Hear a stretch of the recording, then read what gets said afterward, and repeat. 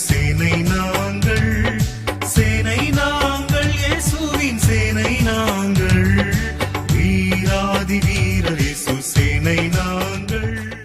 இறைமைந்தன் இயேசு கிறிஸ்துவின் இனிய திருப்பெயரில் உங்கள் யாவருக்கும் வாழ்த்துதல்களை ஏறெடுக்கிறோம். நம் தேசத்தின் 74வது சுதந்திர தின விழாவில் கிறிஸ்டியன் ஆர்மி ஃபார் சால்வேஷன் காணொளி ஊடகத்தின் வழியே உங்களை யாவரையும் வாழ்த்தி மகிழ்கிறோம். சங்கீதங்களின் புஸ்தகம் 136வது 21வது வரிகளில் தேசத்தை சுதந்திரமாய் தந்தவரை துதியுங்கள் என்று சொல்லப்பட்டிருக்கிறதை நாம் பார்க்கிறோம். அவ்வண்ணமே வேற்று தேசத்தான் இடத்திலே அடிமையாயிருந்து விடுவிக்கப்பட்டு 74 ஆண்டுகளை கடந்திருக்கிறோம். இந்த நாளிலே உங்களை இந்த காணொளி வழியிலே நாங்கள் சந்திப்பதிலே பேருவகை அடைகிறோம். நாம் யாவரும் இந்த சுதந்திர தின சிறப்பு வழிபாட்டு ஆராதனையிலே இருந்த இடங்களிலிருந்து நாம் பங்கேற்று ஆண்டவருடைய நாமத்தை மகிமைப்படுத்துவோம். கண்களை மூடி ஜெபம் செய்வோம்.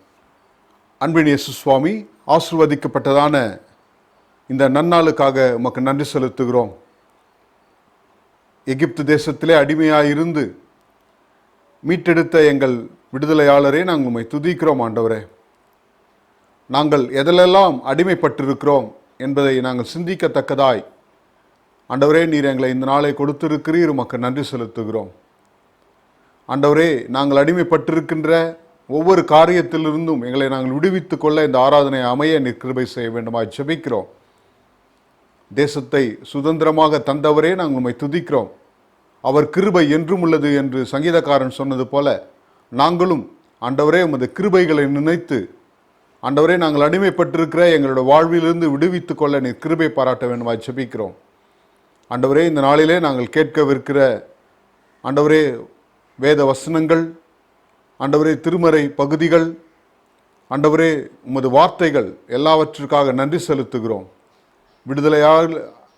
விடுதலையாளராகிய தேவனே, நீர் இறங்கி ஆண்டவரே எங்களுடைய கட்டுக்களிலிருந்து நீர் விடுவிக்க வேண்டுமாய் அருள்நாதர் இயேசு கிறிஸ்துவின் வழியை வேண்டிக் கொள்கிறோம் எங்கள் ஜீவனுள்ள நல்ல பிதாவே, ஆமேன். இந்நன்னாளில் நம்மிடையே மதுரை இறையியல் கல்லூரியின் பேராசிரியர் ஆயர் அருள் திரு அற்புதராஜ் ஐயா அவர்கள் இறை செய்தியை நம்மிடையே பகிர்ந்து கொள்ள இருக்கிறார்கள். அவருக்காகவும் அவருடைய திருப்பணிகளுக்காகவும் தொடர்ந்து நாம் ஜெபத்திலே தாங்குவோம். இறை செய்தியை கேட்டு அதன்படி நம்மை விடுவித்து கொள்ள தேவாதி தேவனை நோக்கி நாம் பார்ப்போம். தொடர்ந்து நம்முடைய தேசமே பயப்படாதே என்ற பாடலை இந்த நேரத்திலே நாம் இணைந்து பாடுவோம்.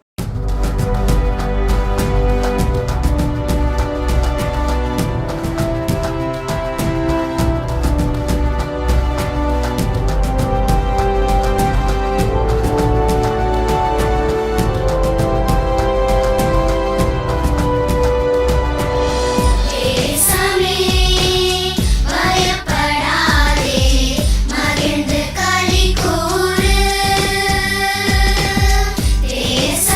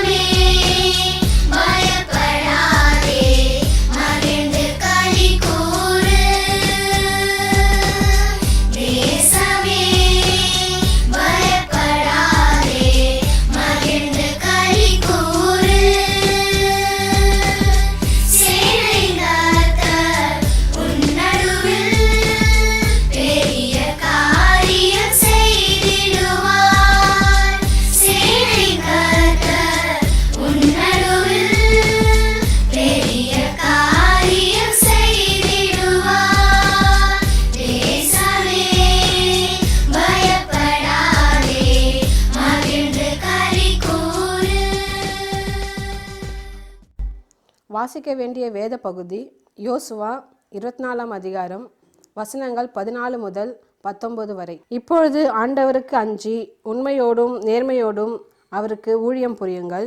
நதிக்கு அப்பாலும் எகிப்திலும் உங்கள் மூதாதையர் பணிந்து வந்த தெய்வங்களை விட்டு விலகுங்கள். ஆண்டவருக்கு ஊழியம் புரிவது தீயது என்று உங்கள் பார்வைக்கு தோன்றினால், உங்கள் மூதாதையர் நதிக்கு அப்பால் பணிந்து வந்த தெய்வங்களுக்கோ, உங்கள் நாட்டில் உங்களுடன் வாழும் எமோரியரின் தெய்வங்களுக்கோ, இவர்களுள் யாருக்கு ஊழியம் செய்வீர்கள் என்பதை நீங்களே இப்போது முடிவு செய்யுங்கள். ஆனாலும் நானும் என் வீட்டாரும் ஆண்டவருக்கே ஊழியம் செய்வோம். மக்கள் மறுமொழியாக, ஆண்டவரை கைவிட்டு வேற்று தெய்வங்களை வணங்குவது எங்களிடத்தை அறவே நிகழாதிருப்பதாக. ஏனெனில் எங்கள் கடவுளாகி ஆண்டவர் எங்களையும் எங்கள் மூதாந்தரையும் அடிமைத்தன வீடாகி எகிப்து நாட்டிலிருந்து வெளியே கொண்டு வந்தார். எங்கள் கண்முன் இப்பெரிய அடையாளங்களை செய்தார். நாங்கள் நடந்து வந்த எல்லா வழிகளிலும் நாங்கள் கடந்து வந்த மக்களிலும் எங்களை காத்தருளினார். ஆண்டவர் எல்லா மக்களையும் இந்நாட்டில் வாழ்ந்த எமோரியரையும் எங்கள் முன்னிருந்து விரட்டினார். நாங்களும் ஆண்டவருக்கு ஊழியம் புரிவோம், ஏனெனில் ஆண்டவரே எங்கள் கடவுள் என்றனர். யோசுவா மக்களிடம், உங்களால் ஆண்டவருக்கு ஊழியம் செய்ய இயலாது, ஏனெனில் அவர் தூய கடவுள், அவர் வேற்று தெய்வ வழிபாட்டை சகிக்காத கடவுள். உங்கள் குற்றங்களையும் பாவங்களையும் அவர் மன்னிக்க மாட்டார். பாடம் முடிந்தது. கடவுளே உமக்கு துதி உண்டாவதாக. ஆமேன். வாசிக்க வேண்டிய திருமுக பகுதி எபேசியர் 2ஆம் அதிகாரம் திருவாக்கியங்கள் 1 முதல் 10 முடிய. எபேசியர் 2ஆம் அதிகாரம் திருவாக்கியங்கள் 1 முதல் 10 முடிய. சாவின் நிலையிலிருந்து வாழ்வின் நிலையடைதல். உங்களுடைய குற்றங்களையும் பாவங்களையும் முன்னிட்டு நீங்கள் இறந்தவர்களாய் இருந்தீர்கள். அப்பொழுது நீங்கள் இவ்வுலக போக்கின்படி வான்வெளியில் அதிகாரம் செலுத்தும் தலைவனுக்கு ஏற்ப வாழ்ந்து வந்தீர்கள். கடவுளுக்கு கீழ்ப்படியாத மக்களிடையே இப்போது செயலாற்றும் தீய ஆற்றலுக்கு பணிந்து நடந்தீர்கள். இந்நிலையில்தான் ஒரு காலத்தில் நாம் எல்லோரும் இருந்தோம். நம்முடைய ஊனியல்பின் தீய நாட்டங்களின்படி வாழ்ந்து உடலும் மனமும் விரும்பியவாறு செயல்பட்டு மற்றவர்களைப் போலவே நாமும் இயல்பாக கடவுளின் சினத்துக்கு ஆளானோம். ஆனால் கடவுள் மிகுந்த இரக்கமுடையவர். அவர் நம்மீது மிகுந்த அன்பு கொண்டுள்ளார். குற்றங்களின் காரணமாய் இறந்தவர்களாய் இருந்த நாம் அவ்வன்பின் மூலம் இணைந்து உயிர் பெற செய்தார். நீங்கள் மீட்கப்பட்டிருப்பது அந்த அருளாலேயே. இயேசு கிறிஸ்துவோடு இணைந்த நிலையில் நாம் அவரோடு உயிர்த்தெழவும் விண்ணுலகில் அவரோடு அமரவும் செய்தார்.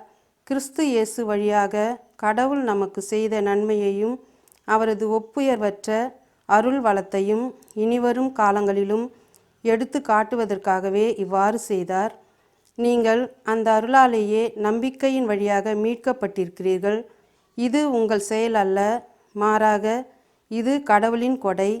இது மனித செயல்களால் ஆனது அல்ல. எனவே எவரும் பெருமை பாராட்ட இயலாது. ஏனெனில் நாம் கடவுளின் கைவேலைப்பாடு, நற்செயல்கள் புரிவதற்கென்றே கிறிஸ்து இயேசு வழியாய் படைக்கப்பட்டிருக்கிறோம். இவ்வாறு நற்செயல்கள் புரிந்து வாழும்படி கடவுள் முன்கூட்டியே ஏற்பாடு செய்திருக்கிறார். பாடம் முடிந்தது. கிறிஸ்துவே உமக்கே ஸ்தோத்திரம் உண்டாவதாக. ஆமென்.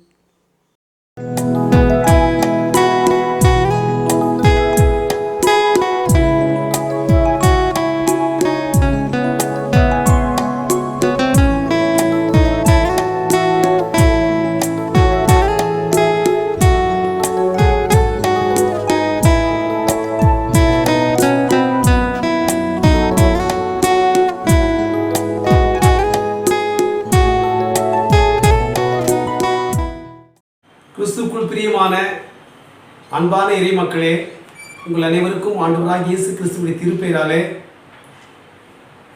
இந்த சிறப்பான நாளாக இருக்கிற ஆகஸ்ட் 15 இந்தியாவின் நமது நாட்டின் 74வது சுதந்திர நாள். இந்த சிறப்பான நாளினுடைய நல்வாழ்த்துக்களை உங்கள் அனைவருக்கும் தெரிவித்துக் கொள்கிறேன். கடவுள் இந்த நாளிலும் நாம் கேட்க இருக்கின்ற அருளுரை ஆசீர்வதித்து நமக்கு கொடுப்பாராக. இந்த வேளையிலே இந்த அழைப்பை வழங்கிய கிறிஸ்டியன் ஆர்மி ஆஃப் சால்வேஷன், கிறிஸ்துவ மீட்பின் சேனை ஊழியங்களுக்காக நன்றி செலுத்துகிறேன். அந்த ஊழியங்களில் பணியாற்றுகின்ற திருப்பணியாளர்கள் அனைவரையும், இறைமக்கள் அனைவரையும் இந்த செய்தியை வழங்கும்படி கடவுள் திருதிட்டமிட்டு அழைப்பின் கருவியாய் செயல்பட்ட உடன் ஊழியர்கள் கிறிஸ்டோபர் ராய் ஐயா அவர்களையும் ஸ்டீஃபன் ஐயா அவர்களையும் நன்றியோடு பார்க்கிறேன். நம் அனைவரையும் கடவுள் ஆசீர்வதித்து வழிநடத்துவாராக. ஜெபம் செய்து அருளுக்குள்ளாக கடந்து போவோம். ஜெபம் செய்வோம். நான் போகும் பாதையும் உந்தன் வார்த்தை,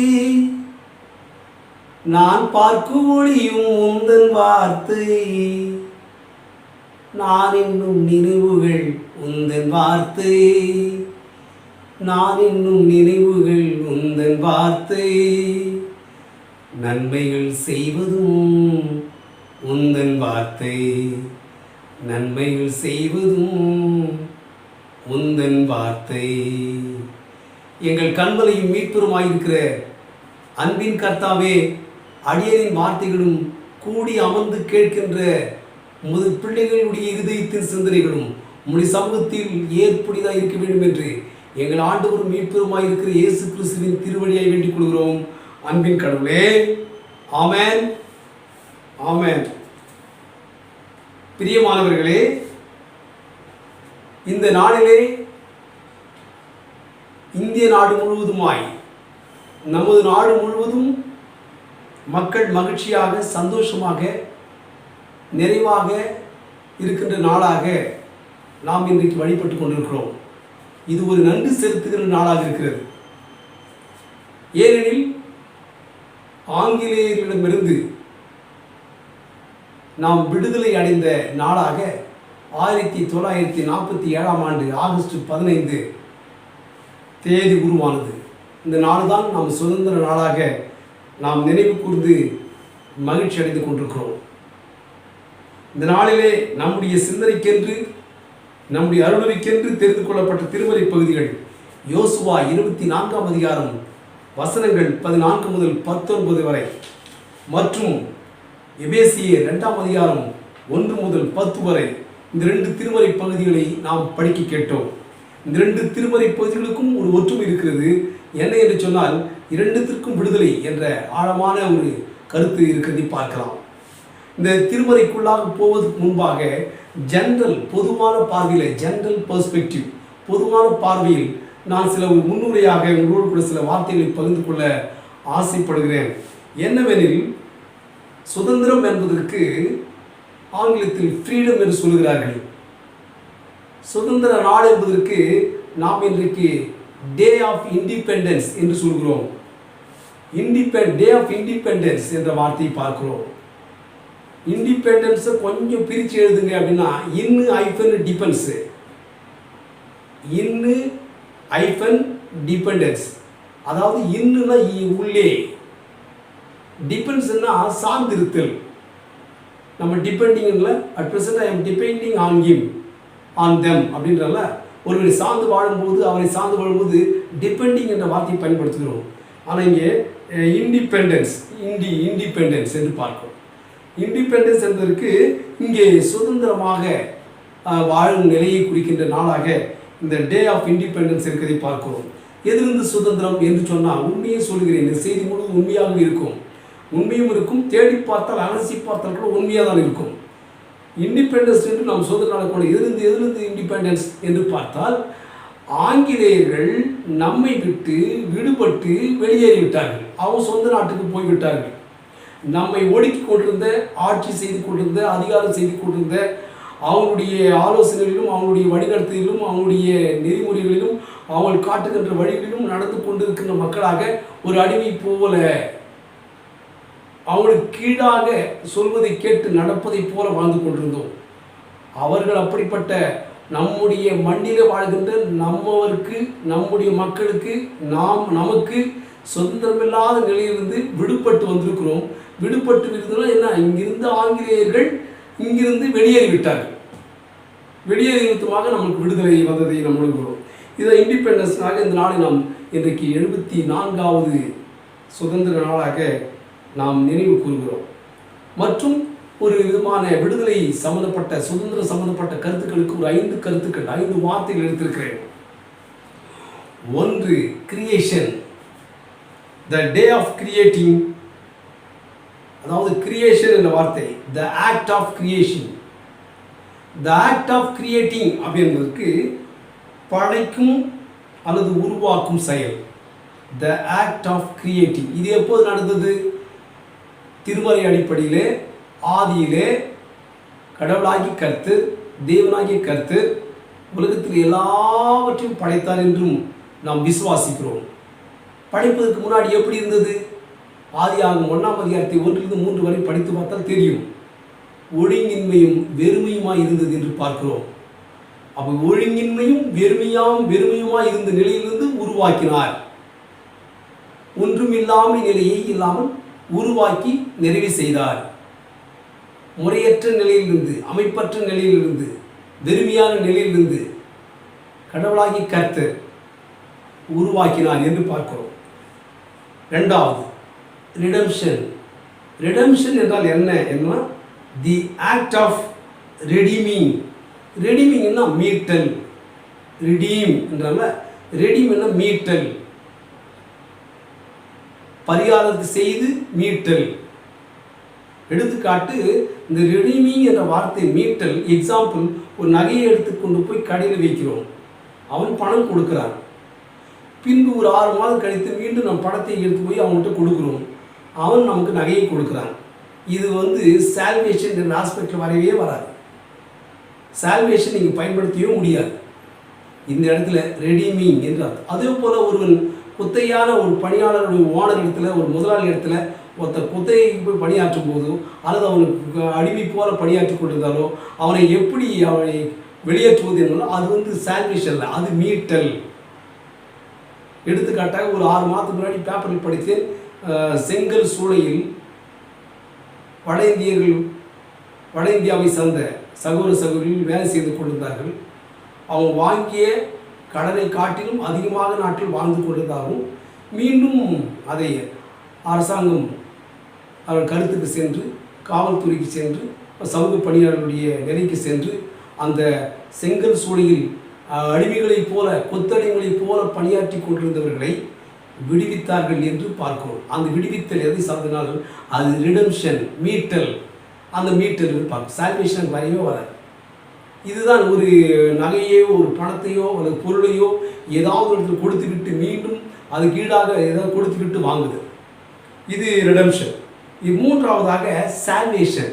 இந்த சால்வேஷனுக்கு தி ஆக்ட் ஆஃப் சேவிங். அதாவது the condition of having been saved from sin. பாவத்திலிருந்து விடுவிக்கப்பட்ட செயல், பாவங்களிலிருந்து நம்மை விடுவித்த செயல் தான் இங்கே சால்வேஷன். யார் பாவத்தின் விடுதலை? தேவனாகிய கர்த்தர் நம் அனைவரையும் பாவத்திலிருந்து மீட்டு கொண்டார். யார் மூலமாக? ஆண்டவராகிய இயேசு கிறிஸ்துவின் மூலமாக நம் அனைவரையும் ரட்சித்து கொண்டார் என்று பார்க்கிறோம்.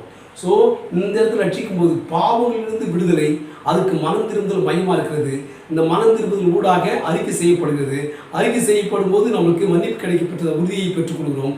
மன்னிப்பை பெற்ற உடனே ஆண்டவருடைய பிள்ளையாக இருக்கிறோம் என்ற ஒரு உணர்வை பெற்றுக் கொள்கிறோம். இது ரட்சிப்பை காட்டுகின்றதை பார்க்கிறோம். எடுத்துக்காட்டாக யோவான் 1:12 சொல்கிறது, அவருடைய நாமத்தின் மேல் விசுவாசம் உள்ளவர்களாக ஏற்றுக்கொண்டவர்கள் எத்தனை பேர்களோ அத்தனை பேர்கள் தேவனுடைய பிள்ளைகளாக அறியாது கொடுத்தார். யாருடைய நாமத்தின் மேல்? கிறிஸ்துவின் நாமத்தின் மேல், கிறிஸ்து இயேசுவின் நாமத்தின் மேல் என்று பார்க்கிறோம். So first point creation, second point redemption, third point salvation, fourth point perfection, the condition of being perfect. The condition of being perfect. அதாவது பர்ஃபெக்ஷன் தமிழில் பூரணம், முழுமை, நிறைவு என்று சொல்கிறார். இப்படியாக இந்த பெர்ஃபெக்ஷனுக்கு 100% கொடுக்குற மார்க் ஒருத்தருக்கு 100% மார்க் கொடுக்கணும், அல்லது 100% அதார்கிட்ட குறைய கண்டுபிடிக்கணும்னு சொல்கிறல. இந்த 100% என்ற வார்த்தை, 100% என்ற வார்த்தை பெர்ஃபெக்ஷனை குறிக்கும், ஒரு பூரணத்தை குறிக்கும், நிறைவை குறிக்கும். கடுகு போன்ற எக்ஸாம்பிள் வேறு வழியே கிடையாது. கடுகு தான் கடுகு எப்படி இது உருண்டியாக இருக்குது. பார்த்தீங்கன்னா சின்ன கடுகு உருண்டியாக தான் இருக்கும். அந்த உருண்டை அப்படி சார் இப்படி கொஞ்சம் பார்த்தா கிடையாது, உருண்டியாக இருக்கும். ஸோ முழுமை, உலகமே ஒரு முழுமை, உலகத்துடைய அமைப்புடைய ஷேப் முழுமை, அதுபோல் பர்ஃபெக்ஷன் முழுமையாக இருக்குன்னு பார்க்குறோம். So creation, redemption, salvation, perfection, finally liberation. இந்த லிபரேஷன் வார்த்தை விடுதலை குறிக்கும்.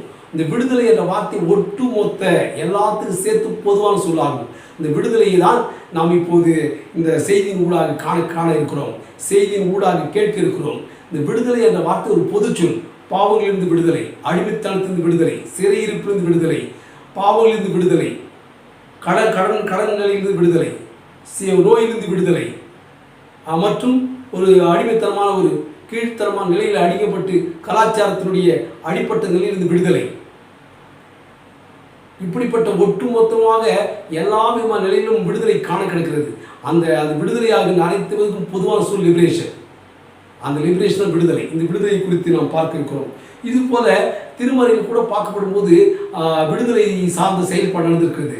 கடவுள் ஆதியிலே வானத்தை பூமி உண்டாக்கப்படும் போது முதல்ல ஒழுங்கின்மையான நிலையிலிருந்து விடுதலையாக்கினார். ஒன்றுமில்லாத அமைப்பற்ற வெறுமையான நிலையிலிருந்து அதிலிருந்து விடுதலையாகி ஒரு பூர்ண நிலையை கொடுத்தார் தேவனாய் கர்த்தர், கடவுளாய் கர்த்தர் கொடுத்தார் என்று பார்க்கிறோம். இரண்டாவதாக யாத்திராகமம் 100 அடிமைத்தனத்திலிருந்து எகிப்தில் அடிமைத்தனத்தில் விடுதலை இஸ்ரேல் மக்களை அவர்களை அந்த அடிமைத்தனத்தில் மீட்டு பாலும் தேனும் தேசத்தில் போய் சேர்த்தார். இது இரண்டாவது விடுதலை. மூன்றாவதாக யூதா நாடு பிரிந்திருந்த நிலையில, யூதா நாடு இஸ்ரேல் நாடு பிரிந்திருந்த நிலையில யூதா நாட்டை, அதாவது யூதா கோத்திரங்கள் வாழ்கின்ற நாட்டை பாபிலோனிலிருந்து நேபுகாத்நேச்சர் பிடித்து சிறைப்பிடித்து கொண்டு போனார். 70 ஆண்டுகள் இருந்தார்கள்.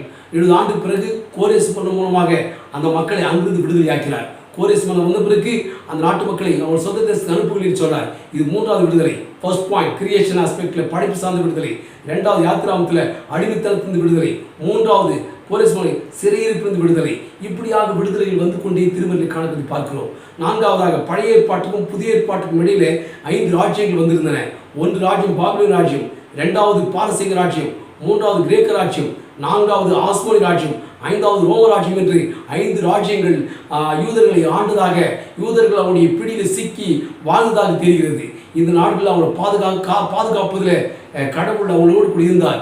அத்தனை கலாச்சாரங்களையும் அத்தனை நாடுகளுடைய ஆளுமையிலும் ஒடுக்கப்பட்டு நசுக்கப்பட்டு கொண்டிருக்க வேலையில் கர்த்தர் அவங்களோடு கூட பயணித்து அவனை பாதுகாக்கின்றவராக இருந்தார்கள் பார்க்கிறோம். ஸோ கிரியேஷன், ரெடம்ஷன், அப்புறம் ரெஸ்டோரேஷன், ப்ரொடெக்ஷன் என்று பார்க்கிறோம். அதாவது கிரியேஷன் படைப்பு, ரெடம்ஷன் மீட்டல், ரெஸ்டோரேஷன் மறுவாழ்வு அளிக்கின்ற கடவுளாக சிறையிருப்பவருக்கு ரெஸ்டோரேஷன் கொடுத்தார். நான்காவது ப்ரொடெக்ஷன். ஸோ அந்த ஏறத்தாழ 400 ஆண்டுகள் 450 ஆண்டுகள் இருந்து இடைப்பட்ட காலத்தில் யூதர்களை கர்த்தர் பாதுகாத்தார். Finally salvation. இந்த சால்வேஷன் மேசியா வருவார் என்று எதிர்பார்த்தார்கள். மேசியா நிச்சயமாக வந்தார். அவர் வந்து அவர் பொருளாதார சமய அரசியல் பொருளாதார கலாச்சார அனைத்து சூழல்களில் இருந்த சீர்கேடுகளை கலைந்து மனிதன் யார் என்று காட்டினார். ஆகவேதான் ஆதியிலே வார்த்தை இருந்த வார்த்தை கடவுள் இருந்த வார்த்தை கடவுளாக இருந்தது என்று சொல்லி யோவான் 1:1 பார்க்கிறோம். ஆனால் யோவான் 1:14 அந்த வார்த்தை மனிதனானார் என்று பார்க்கிறோம். அந்த வார்த்தை மாம்சமாகி என்று பார்க்கிறோம். ஏன் மனிதனானார் என்று பாவங்களை மீட்பதற்கு என்று சொல்லி சாதாரண ரட்சித்தார் என்று சொல்கிறோம். அப்படி அல்ல, மனித தன்மையை இழந்த மனித தன்மையற்ற மக்களை அவர் மீண்டும் மனிதனை காட்டுவதற்காக மனிதனாக உலகத்தில் வந்தார் பார்க்கிறோம். அவர்கள் விடுதலை கொடுத்தார், ரட்சிப்பு கொடுத்தார் என்று பார்க்கிறோம். தேவனாய் கர்த்தர் ரட்சித்துக் கொள்வதற்கு இயேசு கிறிஸ்துவை கருவியாக இந்த உலகத்தில் மனிதனாக மாற்றினார் அனுப்பினார் என்று சொல்லி பார்க்கிறோம். இப்படியாக இத்தனை உணர்வுகள் நிறைந்த வெளிப்பாடுகள் திருமறையில் காணக்கிறதை பார்க்கிறோம். ஆனால் இன்றைக்கு நமக்கு கொடுக்கப்பட்ட திருமறை பகுதியில் பார்க்கப்படும் போது ஒரு உதாரணத்துக்கு விடுதலை என்றது அடிமைத்தனத்திலிருந்து விடுதலை. நாமும் அடிமைத்தனத்தில் இருந்தோம், நாம் விடுவிக்கப்பட்டிருக்கும் என்று இன்றைக்கு 74வது சுதந்திர தின விழாவை கொண்டாடி கொண்டிருக்கிறோம். ஆனால் 430 ஆண்டுகள், ஏறத்தாழ 430 ஆண்டுகள் எகிப்தில் இஸ்ரேல் மக்கள் அடிமைத்தனத்தில் வாழ்ந்தார்கள் என்று சொல்லப்பட்டிருக்கிறது. அப்படி பார்க்கும்போது அவர்களுக்கு விடுதலை கிடைத்தது. அவர்களுக்கும் நமக்கும் என்ன விடுதலை வித்தியாசம் என்ன வித்தியாசமான விடுதலை என்ன, அவங்களுக்கு நமக்கு விடுதலையில் என்ன வித்தியாசம் இருக்கிறது பார்த்தால், கானான் தேசத்தில் அங்கே வாழும்போது ஏறத்தாழ அந்த இவங்க யாக்கோபுடைய பிள்ளைகளும் அவங்க சந்ததியும் பஞ்சகாலம் ஏற்பட்ட பிறகு எகிப்துக்கு போனார்கள் கோதுமை வாங்குவதற்காக என்று பார்க்கிறோம். யோசேப்பு அங்கு மேன்மையான நிலையில் இருந்தார். ஒரு உணவு பண்டக சாலைத்துறையினுடைய அமைச்சராக போல இருந்தார். அவ்வளவு உயரமான பதவியில் இருந்தபோது தன் சகோதரர்களையும் சகோதரிய குடும்பங்களையும் தன் தகப்பனையும் அரவணைத்து போஷித்தார் என்று பார்க்கிறோம். அவர் இருக்கும்போது ஒன்றும் தெரியவில்லை. யோசேப்பு மரித்த பின்பு அந்த மக்கள் இஸ்ரவேலர்கள் தானாகவே அடிமைத்தனத்துக்குள்ளாக அவர் ஆக்கப்பட்டார்கள். அடிமைத்தனம் 435 ஆண்டுகள் இருந்தது என்று சொல்லி பார்க்கிறோம். அவர்கள் கூக்குரல் இடும்போது அழும்போது தேவனாய் கர்த்தர் கேட்டார் என்று சொல்லப்பட்டிருக்கிறது. எடுத்துக்காட்டாக பார்க்கப்படும் போது யாத்திராகமம் 3ஆம் அதிகாரத்தில் 7ஆம் வசனம் படித்து பாருங்கள். அங்கிருக்கும் ஆளோட்டிகள் நிமித்தம் யாத்திராகமம் 3ஆம் அதிகாரம் 6-7 படித்து பார்க்கும்போது அங்கே 7ஆம் வசனத்தில் ஆளோட்டிகள் நிமித்தம் இடும் வேதனையை நான் பார்க்கவே பார்த்தேன், அவர்களிடம் கூக்குரலை கேட்கவே கேட்டேன் என்று சொல்லுவார். அப்போது நம்முடைய கர்த்தருடைய பண்பு என்னன்னா, கர்த்தர் அந்த வேதனையை பார்க்கிறவர் மட்டுமல்ல, அந்த அவர்கள் இடுகிற கூக்குரலை கேட்கிறவர் மட்டுமல்ல, மாறாக விடுதலையின் செயல்பாட்டில் இறங்கி மோசையை அழைக்கின்றவராக, மோசையை அழைத்து தன் வெளிப்பாட்டை விளக்குகின்றவராக, முற்புதல் காட்சியின் வழியே அந்த விடுதலை கொடுக்க வேண்டும் என்று சொல்கிறவராக இருக்கிறதை பார்க்கிறோம். முற்புதல் காட்சி எரிகிறது, முற்புதல் எரிகிறது. அந்த காட்சி நோக்கி மோசே போகிறார். போகும்போது நீ நிற்கிற இடம் பரிசுத்தமான இடம், உன் பாதத்தில் கயிற்றை எதிர்ப்போடு என்று சொல்லி சத்தம் வருவதை பார்க்கிறோம். அந்த சத்தம் இஸ்ரேல் மக்கள் எகிப்தில் அடிமைத்தனமாக இருக்கிறார்கள், அவர்களை நீ விடுவிக்க வேண்டும், அவர்களை பாலும் தேனும் தேசமாக காணல் சேர்க்கப்பட வேண்டும், நீ போய் அவளை விடுவிக்க புறப்படுவாய் என்று கடவுளாகி கர்த்தர் மோசேக்கு உரைக்கிறதை பார்க்கிறோம். இப்படி பார்க்கப்படும் போது அங்கே ஒரு அழகான ஒரு இறையல் அழுத்தம் மிக்க உறவு இருக்கிறதை பார்க்கிறோம். இறையல் ஆக்கம் மிக்க உறவு, அருமையான உறவு இருக்கிறதை பார்க்கிறேன். என்ன என்று சொன்னால், அந்த முட்புதர் செடி எரிகிறது அல்லவா, அவங்க ஒரு சத்தம் வருகிறது, அது கர்த்தருடைய சத்தம். அந்த சத்தம் எங்கே வருகிறது என்று அவர் திரும்பி பார்க்கிறார். ஆனால் சத்தம் எங்கே வருகிறது சொன்னால், முட்புதருக்கு வெளியேந்து வரவில்லை, மாறாக முட்புதருக்குள்ளேந்து வருவதை பார்க்கிறோம். முட்புதருக்குள்ளேந்து வருகிறது. முட்புதருக்குள்ளேந்து வருகிறது என்று சொன்னால் அந்த சத்தம் எரிகின்ற சூழலில் தான் அந்த வார்த்தை வருகிறது. அது யாருடைய வார்த்தை? கர்த்தருடைய வார்த்தை, யெகோவாவின் வார்த்தை, யாவேயின் வார்த்தை, தேவனின் வார்த்தை, கர்த்தருடைய வார்த்தை, பிதாவின் வார்த்தை. இப்படிப்பட்ட சூழ்நிலை அது கர்த்தருடைய வார்த்தை முட்புதர் செடியில் எரிகிறது. முட்புதர் செடிக்கு வெளியேந்து வரவில்லை, மாறாக முட்புதருக்குள்ளே வருவதை பார்க்கிறோம். அதனுடைய அர்த்தம் என்று சொன்னால், அந்த முட்புதர் எரிதல்லவா, அது எகிப்து நாடாக இருக்கிற நிலையை காட்டுகின்றது. அது எரிகின்ற சூழல் துன்பங்களை காட்டுகின்றது. அந்த எரிகிற துன்பத்தை சூழல் மக்கள் யார் என்று சொன்னால், அங்கே ஒரு செடி வேகிறது, அது அழியவில்லை என்று சொல்லப்பட்டிருக்கிறது. அப்போது வெளி கருகாமல் இருக்குது, அந்த செடி பசுமையாக இருக்கிறது சொல்லப்பட்டிருக்குது. அந்த செடி யார் என்று சொன்னால், அந்த செடி தான் இஸ்ரேல் மக்கள். நாங்கள் துன்பத்தில் இருக்கிறோம், நாங்கள் துன்பத்தின் இக்கட்டுக்குள் இருக்கிறோம், நாங்கள் ஒடுக்கப்பட்டு கொண்டிருக்கிறோம். ஆனால் நாங்கள் வீழ்ச்சி அடையவில்லை, நாங்கள் விழுந்து போகவில்லை, நாங்கள் உயிரற்று போகவில்லை. மாறாக நாங்கள் அந்த துன்பத்தின் சூழலும் பசுமையாக இருக்கிறோம், நம்பிக்கையாக இருக்கிறோம் என்று அடையாளமாகும். அது ஏனெனில் அவங்களோடு இணைந்து துன்புறுகிறவர் கடவுளாகி கர்த்தர், தேவனாகி கர்த்தர், அவர்களும் அவரோடு கூட துன்புறுகிறவரை. ஏனெனில் அவர் உயிருள்ள ஆண்டவராக, அவர் நம்பிக்கையும் ஆற்றலையும் கொடுக்கிறவராக இருக்கிறார் என்று சொல்லி பார்க்கிறோம். ஏனெனில் அந்த வார்த்தை சொல்ல, அந்த வாய்ஸ் ஒரு சாதாரண ஒரு தனி ஆளுடைய வாய்ப்பு அல்ல, அது தனிப்பட்ட ஒரு நம்முடைய கடவுளுடைய கர்த்தருடைய வார்த்தை அல்ல. மாறாக அந்த குரலுக்கு ஒரு அழகான விளக்கம் கொடுக்கிறது. வாய்ஸ் ஆஃப் காட் தான், இல்லைன்னு சொல்லவில்லை. Voice of God is the representative of the oppressed community Israelites in Egypt என்று சொல்ல வேண்டும். எகிப்தில் ஒடுக்கப்பட்டு கொண்டிருக்கிற இஸ்ரேல் மக்களுடைய பிரதிநிதித்துவ குரலாகும். அந்த பிரதிநிதி யார் என்று சொன்னால், தேவனாகிய கர்த்தரின் குரல் என்று நாம் விசுவாசிக்க வேண்டும். அவர் துன்புறும் மக்களோடு துன்பப்பட்டு கொண்டிருக்கிற கடவுள் அல்ல, மாறாக துன்பத்திலிருந்து விடுதலை அளித்து செல்கிற ஆண்டவராக இருக்கிறார் சொல்லி பார்க்கிறோம். கூட நான் அந்த வனாந்தர பயணத்தில் 40 ஆண்டுகள் பயணத்தில் கூட பயணிக்கிறவரை பார்க்கிறோம். பாலும் தேனும் தேசத்தில் கொண்டு போய் நிறுத்துகிறவரை பார்க்கிறோம். அதனுடைய அர்த்தமாக தான் இங்கே, அதுக்கு அடையாளமாக தான் யோசுவா சொல்லுவார். யோசுவா 24ஆம் அதிகாரத்தில் 15 கடைசி 2 வரிகள், நானும் என் வீட்டார் கர்த்தரை சேவிப்போம். I and my family to serve the Lord, to worship the Lord, to give thanks to the Lord. அதாவது கடவுளை வழிபடுகின்ற மக்களாக, கடவுளுக்கு சேவை செய்கின்ற மக்களாக, கடவுளுக்கு நன்றி செலுத்துகிற மக்களாக இருக்கிறோம் என்று சொல்லி அங்கே நானும் என் வீட்டார் கர்த்தரை சேவிப்பு என்று சொல்லி பார்க்கிறோம். அதனுடைய சேவிப்பு அர்த்தம், அதனுடைய அர்த்தம் 17 வருகிறது. நம்மையும் நம்முடைய பிதாக்களை அடிமைத்தன வீடாகி எகிப்து தேசத்து புறப்பட பண்ணி, நம்முடைய கண்களுக்கு முன்பாக பெரிய அடையாளங்களை செய்து, நாம் நடந்து வந்த வழிகளிலும் கடந்து வந்த எல்லா ஜனங்களுக்குள்ளும் நம்மை காப்பாற்றினவர் நம்முடைய தேவனாய் கர்த்தர் தாமே சொல்லி அங்கே அறிக்கை செய்கிற அற்புதமான கூட்டமாக இங்கே இஸ்ரேல் ஜனங்கள் இருக்கிறதை பார்க்கிறோம். ஆகவேதான் அவர்கள் கடைசி 18 சொல்கிறார்கள், ஆகையால் நாங்களும் கர்த்தரை சேவிப்போம், அவரே நம்முடைய தேவன், நம்முடைய கர்த்தர் என்று சொல்லி அங்கே அறிக்கை செய்கிற அற்புதமான ஒரு நிலையை அந்த இஸ்ரேல் மக்களிடத்திலே பார்க்கிறோம். இது ஏன் சொல்கிறேன் சொன்னால், கடவுளுடைய நிலையான ஒரு உறவின் பண்பு என்று சொன்னால் துன்பங்களை பார்க்கிறவர் மட்டுமல்ல, மாறாக துன்பத்தின் கூக்குரலை கேட்கிறவர் மட்டுமல்ல, மாறாக துன்பத்திலிருந்து விடுதலை செய்வதற்கான நிலைகளில் இறங்கினார். மோசையை அழைத்தார், அவனை விடுவித்தார், கூட பயணமானார், பாலும் தேனும் தேசத்தில் கொண்டு போய் நிறுத்தினார். ஆகவேதான் அவர்கள் நானும் என் வீட்டார் நாங்கள் கர்த்தரை சேவிப்போம் யோசுவா சொல்லுகிற அந்த கூற்றிலே அந்த இஸ்ரேல் மக்கள் அனைவரும் இணைந்திருக்கிறதை பார்க்கிறோம்.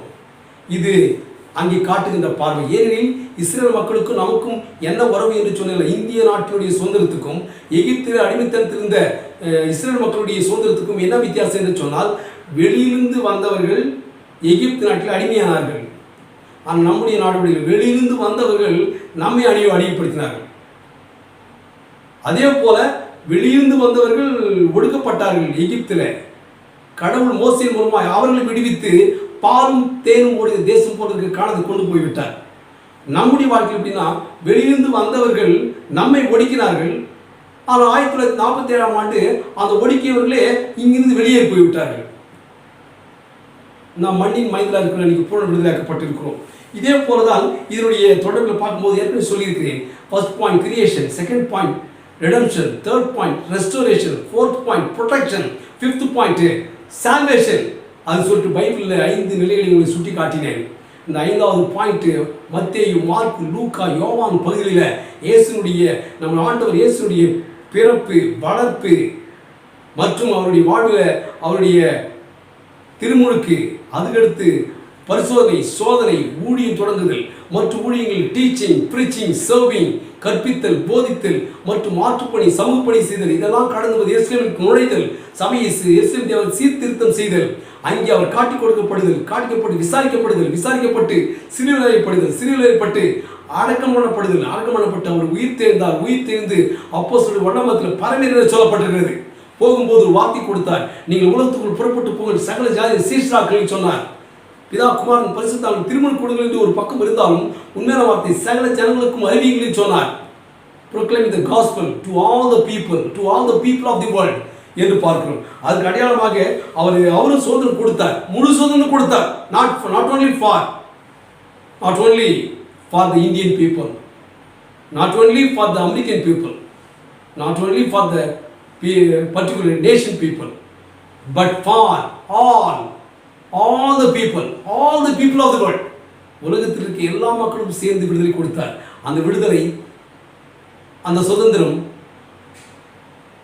அந்த விதமான ரட்சிப்பு, அந்த விதமான மீட்பு எப்படிப்பட்டது? ஒட்டுமொத்த உலகத்துக்கு மீட்பாகும். அது பாவங்களிலிருந்து விடுதலையாக்குகிறது. ஒட்டுமொத்த பாவங்களிலிருந்து விடுதலை கொடுத்தவராக காட்சி அளிக்கிறார் நம்ம ஆண்டவராக இயேசு கிறிஸ்து. அவர் எப்படி அவர் எப்படி மீட்டுக் கொண்டார் என்று நம்மை இயேசு கிறிஸ்து நம்மை மீட்டுக் கொள்ளவில்லை, தேவனாய் கர்த்தரை மீட்டுக் கொண்டார். தேவன் தம்முடைய ஒரே பேரான குமாரனை விசுவாசிக்கிறவர் எவரோ அவர் கெட்டு போகாமல் நித்திய ஜீவன் அடையும்படிக்கு இவ்வளவாய் உலகத்தில் அன்பு கூர்ந்தார் என்று சொல்லப்பட்டிருக்கிறது. யார் அன்பு கூர்ந்தார்? இயேசு கிறிஸ்து அன்பு கூர்ந்தாரா? தேவனாய் கர்த்தராகிய பிதா அன்பு கூர்ந்தாரா? பிதா அன்பு கூர்ந்தார்.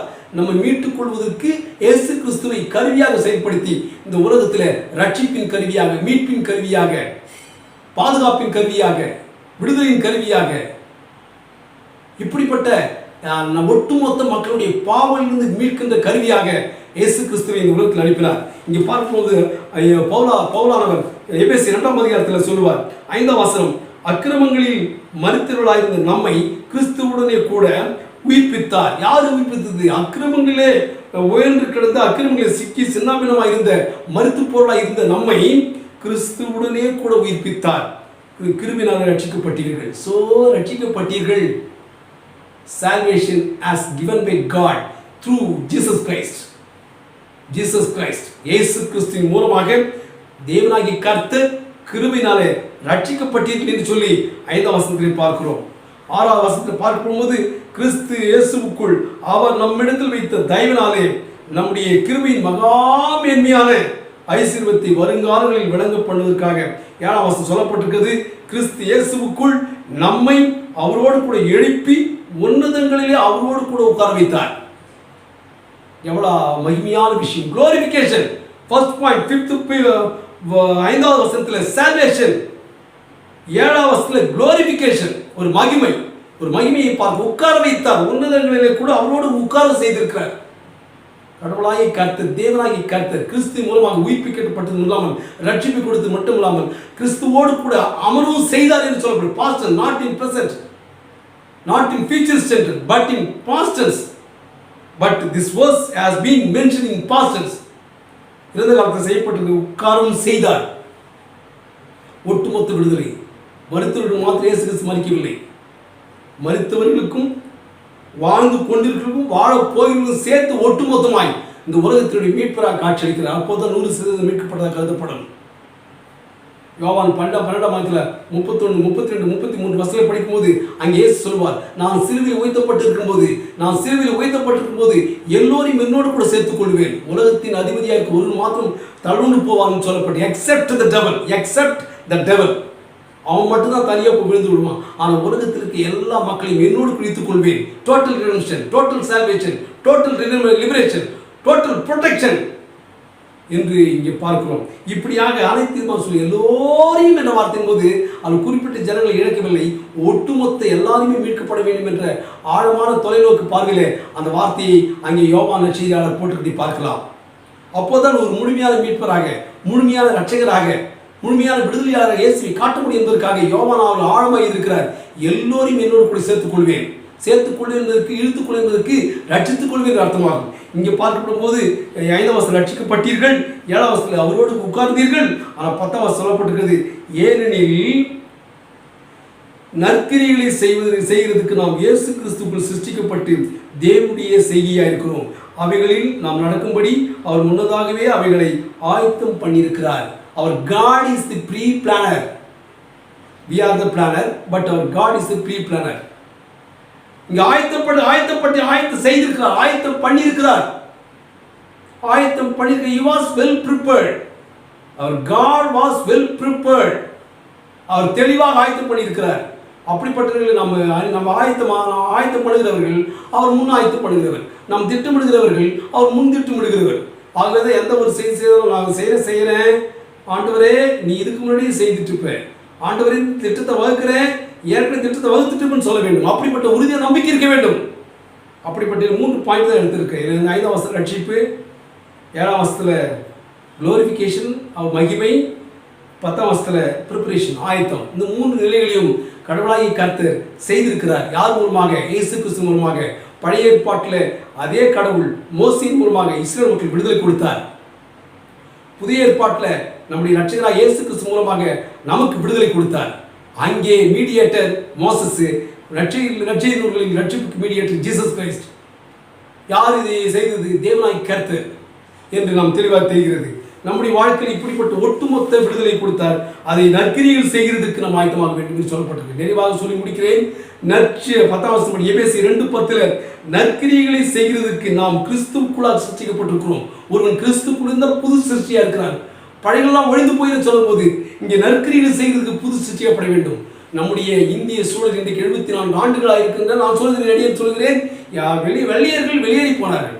அவ்வளவு அதான் விடுதலை, அதான் உண்மை, பூரணமான perfection. Where is our perfection? Where is our perfect freedom? நம்முடைய பூரணமான விடுதலை எங்கே? நம்முடைய பூரணமான சுதந்திரம் எங்கே? அவர்கள் நாட்டை விட்டு வெளியேறி போனார்கள், அவங்க சுதந்திரம் சொல்லிவிட்டார்கள். அந்த நாட்டிலே சமூகம், சமயம், பொருளாதாரம், அரசியல், கலாச்சாரம் இப்படிப்பட்ட காரணிகளிலே சிக்குண்டு தவித்துக் கொண்டிருக்கிறது. அன்றாட பேப்பரை பாருங்கள், டிவியை பாருங்கள், நியூஸ் பேப்பரை பாருங்கள், அன்றாட கண்கூட சமுதாயத்தை எட்டி பாருங்கள். சமூகத்தில் பிரச்சனை, சமயத்தில் பிரச்சனை, பொருளாதாரத்தில் பிரச்சனை, அரசியல் பிரச்சனை, கலாச்சாரத்தில் பிரச்சனை, எங்கு பார்த்தாலும் சீர்கேடுகள், மழையினாலே நிலச்சரிவுகள், இண்டஸ்ட்ரியில் வைத்துக் கொண்டிருக்கிற கழிவுகளை சேர்ந்து தண்ணீர் வருகிறது, கலந்து அதன் மூலமாக நீர் மாசுபடுகிறது. நிலத்தை தோண்டுவதனால் சுரங்கள் ஏற்பட்டு நிலச்சரிவு ஏற்படுகிறது. அநேக கொள்ளை நோய்களால் மக்கள் சீர்ந்து போய் கொண்டிருக்கிறார்கள். பொருளாதாரத்தை ஏற்றத்தாழ்வு, ஏழை பணக்காரன், கலாச்சாரத்தில் உயர்ந்தோர் தாழ்ந்தோர் மற்றும் அரசியலில் பாகுபாடுகள், கட்சியின் ஊடாக ஜாதியின் அமைப்பில் பாகுபாடுகள், இத்தனை அம்சங்களில் சீர்கெட்டு போய்கொண்டு சுதந்திரம் கிடைத்து விட்டதா? 74ஆம் ஆண்டு யாருக்கு? அந்நியர்கள் வெளியே போனார்கள், அந்நிய நாட்டினர் ஆளுகை செய்தார்கள், வெளியேறிவிட்டார்கள். அது சுதந்திரம் என்று ஆகுமா? Where is the perfection? எங்கே பூரணம் இருக்கிறது? இங்கே பூரணமாக first point creation, second point redemption, third point protection, fourth point salvation, fifth point perfection. இந்த பெர்ஃபெக்ஷன் எங்கே? இந்த பூரணம் எங்கே? நாட்டில் எல்லாரும் சொல்லும்போது இன்றைக்கு பார்க்கணும். ஒரு உண்மை நிலையமாக சொல்லி முடிக்கிறேன், ஒரே ஒரு உண்மை நிலையமாக சொல்லி முடிக்கிறேன். இதில் யாரும் மறுப்பு சொல்ல முடியாது, யாரும் தப்பிக்க முடியாது. எஸ் எஸ் அப்படின்னு சொல்கிறோம், வேறு வழி கிடையாது. நம்முடைய பாடத்திட்டத்தில், நம்முடைய இந்திய பாடத்திட்டத்தில் பிளட்ஜ் இருக்கிறது, உறுதிமொழி இருக்கிறது. இந்த உறுதிமொழியை பார்த்தால் நல்லா படித்து பாருங்கள். தமிழும் படிக்கணும், இங்கிலீஷில் படிக்க வேண்டும். இங்கிலீஷ் சொல்லப்பட்டிருக்கு, பிளட்ஜில் சொல்கிறேன், India is my country, all Indians are my brothers and sisters. Tamil தெரியுமா? இந்தியாவின் தாய்நாடு, இந்தியர்கள் என்னுடன் பிறந்தவர்கள் என்று சொல்லப்படுகிறது. என்னுடன் பிறந்தவர்கள் என்ற அர்த்தம் என்ன? என்னுடன் பிறந்தவர்கள் என்றால் சகோதர சகோதரிகள். All Indians are brother, English அழகாக போட்டிருக்கு, all Indians are brothers and sisters. All இந்தியன்ஸ்னாக்கா not in particular but in universal, not in particular but all the people. ஒரு குறிப்பிட்ட மக்களை சொல்லவில்லை. All Indians are my brothers and sisters போடப்பட்டிருக்கு. Not only in Tamil Nadu level but all the states in Tamil Nadu, all states of India. இந்தியாவில் இருக்கிற அனைத்து விதமான மாநிலங்களும் இந்த பிளட்ஜ் இருக்கிறது. அப்படி பிளட்ஜ் இருக்கும்போது அட்மிஷன் போடும்போது போடுகிறார்கள், அங்கே உன்னுடைய பேர் என்ன, உன் அப்பா பேர் என்ன அப்படின்னு போடுகிறார்கள். எந்த மதம் என்று போடுங்கள், மாற்றி விடுங்கள், வழிபாடுகள் நம்பிக்கை பொறுத்தது, அந்த நம்பிக்கை அப்படி வாழ்கிறார்கள். அதுக்கு என்ன கேஸ்ட் என்று சொல்கிறார்கள், என்ன சாதி என்று சொல்கிறார்கள். சாதி ஓசி, எம்பிசி, பிசி, எஸ்டி, எஸ்சி அப்படின்னு சொல்லிட்டு காசி பிசின்னு போட்டுக்கிறாங்க. அதை போட்டுட்டு யூனிஃபார்ம் கொடுக்குறாங்க. யூனிஃபார்ம் கொடுத்துட்டு காலையில் ப்ரேயரில் எல்லா மாணவர்களையும் டீச்சர்ஸ் முதற்கொண்டு பிரின்சிபால் முதற்கொண்டு கை வச்சு சொல்கிறாங்க. இதே தண்ணி சொல்லுங்கள் பார்க்கலாம், இந்தியாவின் தாய்நாடு, இந்தியாவில் என்னுடைய பிறந்தவர்கள் என்று சொல்கிறார். கிளாஸில் 5 வருஷம் பாடம் நடக்குது. 5 வருஷம் முடியும் போது மறுபடியும் டிசி கிழிக்கிறார்கள். டிசி கிழித்து போகும்போது அதே போல் பிசி, ஓசி, எம்பிசி, எஸ்டி, எஸ்சி, காசி, பிசின்னு எழுதுறாங்க. சேர்க்கும் போதும் கூறு போடுகிறார்கள், மாயமாலமான உறுதிமொழி எடுக்கிறார்கள். 5 ஆண்டுகளாக 5 ஆண்டு முடியும் போது மீண்டும் பிரித்து கூறு போட்டு அனுப்புகிறார்கள். எப்படி புரட்சி நிறைவடையும்? அது மாயமாலமாகவே நிற்கிறதா? அதை அறியாமலே இன்றைக்கு விடுதலையாக்கப்படாமல் இந்திய நாட்டு மக்கள் வாழ்கிறார்களா? சுதந்திரத்தை முழுமையாக கொண்டாடி கொண்டிருக்கிற மார்த்தட்டி கொடுக்கிற இந்திய நாட்டுடைய நம்முடைய மக்கள் இந்த புரட்சியை வைத்து உண்மை நிலையை அறியாமலே கண்கட்டி இதே போல் நடமாடிக்கொண்டிருக்கிறார்களா? எனக்கு மரண வேதனையாக இருக்கிறது. இந்த நாளில் உள்ளத்தின் ஆழ்த்திலிருந்து வாழ்த்துறை சொல்கிறேன். ஆனால் வாழ்த்துறை சொன்னாலும் இது எனக்கு நெருடலாக இருக்கிறது. இப்படி India all Indians all brothers and sisters சொல்லும்போது அங்கே சாதி கடமையில்லை. எல்லோரும் சுதந்திரவாதிகள், எல்லோரும் என் சகோதரர்கள், எல்லோரும் என் சகோதரிகள் என்று பார்க்க வேண்டும். ஏனெனில் மீட்கப்பட்ட அனைவரும் என்னுடைய பிள்ளைகள் என்று மார்த்தட்டி கொடுக்கிற தேவனை கர்த்தர். யோவான் 1:12 பார்க்கப்படும் சொல்கிறார், அவருடைய நாமத்தின் மேல் விசுவாசம். யோவான் 1:12 அவருடைய நாமத்தின் மேல் விசுவாசம் ஏற்றுக்கொண்டவர்கள் எத்தனை பேர் அத்தனை பேர் தேவனுடைய பிள்ளைகளாக படிக்க அதிகாரத்தை கொடுத்தார். We are the children of God. பார்க்கும்போது நம்முடைய கொடுக்கப்பட்டிருக்க நம்முடைய ஸ்தாபனத்தினுடைய பேசிக்கொண்டிருக்க அழைப்பு கொடுத்த கிறிஸ்டியன் ஆர்மி ஆஃப் சால்வேஷனுடைய அழகான சேனை என்று சொல்லப்பட்டிருக்கிறது. சேனை, ஆர்மியின் சேனை. அந்த சேனைனா ஒரு கூட்டம், ஒரு குழு, ஒரு கூட்டம். யாருக்காக? எல்லோரும் அவருடைய சேனையாக வேண்டும். அதுதான் உண்மையான அடையாளமாகும். மீட்பின் சேனையாக, மீட்கப்பட்ட மக்களாக, army of salvation, army of redemption, army of protection, army of perfection, army of liberation என்று சொல்லி கிறிஸ்டின் சொல்லிக் கொடுக்கிற அளவுக்கு முழுமையான விடுதலை பார்ப்பதற்கான இயேசு கிறிஸ்து ஒட்டுமொத்த மக்கள் மீது அன்பு கொண்டவராய் அவர் உலகத்தில் அன்பு கொண்டார். இந்தியாவில் மாத்திரமல்ல, உலகத்திலே அன்பு கொண்டார். ஒரு முழுமையை காட்டுகிறது, ஒரு பர்ஃபெக்ஷனை காட்டுகிறது, ஒரு பூரணத்தன்மையை காட்டுகிறது.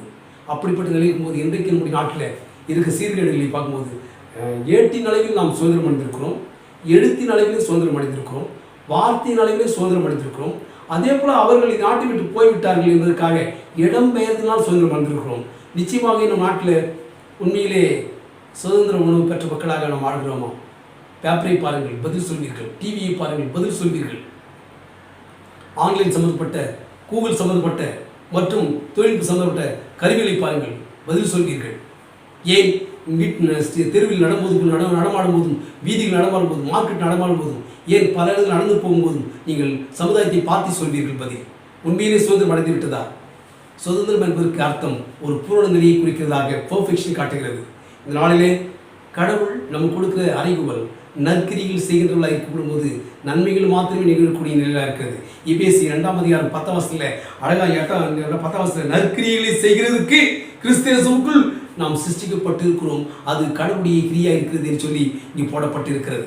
ஆகவே பழைய ஏற்பாட்டில் இஸ்ரேல் மக்களுடைய கூக்குரலை கேட்டு அவருடைய வேதனைகளிலிருந்து கூட பயணித்து விடுதலை கொடுத்த ஆண்டவர், மோசையின் மூலமாக விடுதலை கொடுத்த ஆண்டவர், புதிய ஏற்பாட்டில் இயேசு கிறிஸ்து மூலமாய் மத்தேயு, மார்க்கு, லூக்கா, யோவான் மூலமாய் இந்த ஒட்டுமொத்த மக்களுக்காகவே மானுடத்தை மீட்பதற்காக மனிதனாக உலகத்தில் பிறந்த இயேசு கிறிஸ்து அவர் மூலமாக விடுதலை ஆக்கினார்.